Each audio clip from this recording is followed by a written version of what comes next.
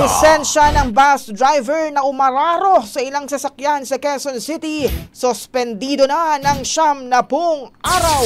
Brigada Jigo Custodio, ibrigada mo! Brigada!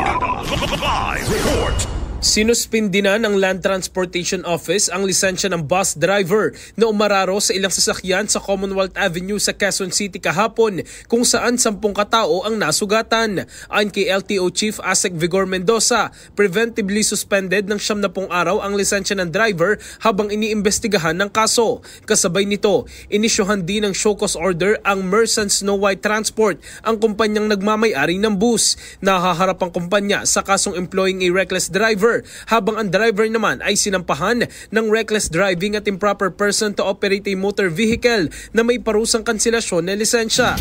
Pinadalhan na ng abiso ang kumpanya at ang driver para magsumite ng notarized written explanation at dumalo sa pagdinig sa September 4. Samantala, inilagay na sa alarm status ang pampasaherong bus upang hindi makaproseso ng anumang transaksyon habang nagpapatuloy ang investigasyon. In the heart of changing lives, ako si Brigada Jigo Custodio ng 105.1 Brigada News of Manila, the Music News Authority.